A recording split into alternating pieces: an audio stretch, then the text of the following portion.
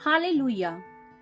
दूसरा कुरिन्थियों उसका दूसरा अध्याय 11वां वचन यूं कहता है, ताकि शैतान का दाव हम पर ना चले, क्योंकि हम उसकी युक्तियों से अनजान नहीं हैं। पहला पत्रस अध्याय 5 पद संख्या 8 यूं कहता है, सचेत हो जाओ और जागते रहो, क्योंकि तुम्हारा विरोधी शैतान गरजने वाले सिंह के समान इस खोज में रहता है कि किसको फाड़ खाए। इफिसियों 6:11 कहता है, परमेश्वर के सारे हथियार बांध लो कि तुम शैतान की युक्तियों के सामने खड़े रह सको। मेरे प्रियो, वचन बार बार हमें जो दुष्ट की ऐसी स्कीम्स हैं या डिवाइसेस है या युक्तियां हैं, उनके बारे में बार बार सचेत हो जाने के लिए बोलता है। कई बार विश्वासी लोग दुष्ट की इन चालाकियों, इन स्कीम्स को नजरअंदाज करते हैं, ये बोल के कि हम तो परमेश्वर को जानते हैं और हम सिर्फ और सिर्फ परमेश्वर की बातों को ही सुनेंगे।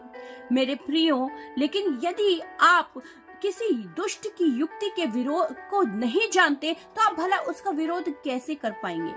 यदि आप ये नहीं समझते कि डिसेप्शन क्या है, तो आप डिसेप्शन को नहीं रोक सकते। यदि आपको ये नहीं पता कि दुष्ट कैसे व्यभिचार की बातों को ला सकता है, तो आप भला उस चीज को कैसे रोक सकते हो?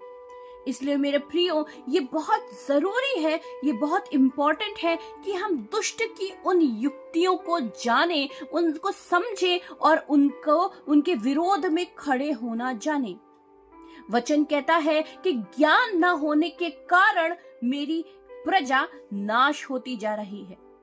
मेरे प्रियो, वचन ने ये बात क्लियरली कही, हम उसकी युक्तियों को जानते हैं या उसके चालों को जानते हैं, इसलिए दुष्ट हमारे विरोध में काम नहीं कर सकता। पर मेरे प्रियो, यदि आप उन युक्तियों को समझोगे नहीं, जानोगे नहीं, तो फिर कैसे आप उन चीजों का विरोध कर सकते हो?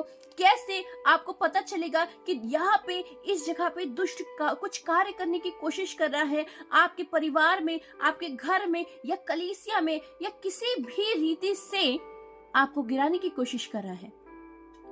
मेरे प्रियो, इसलिए जैसा वचन कहता है कि ये जरूरी है कि हम सचेत हो जाएं दुष्ट के कार्यों के विषय में, ताकि जब समय आए तो हमें पता हो कि हमें किन चीजों से लड़ना है। God bless you.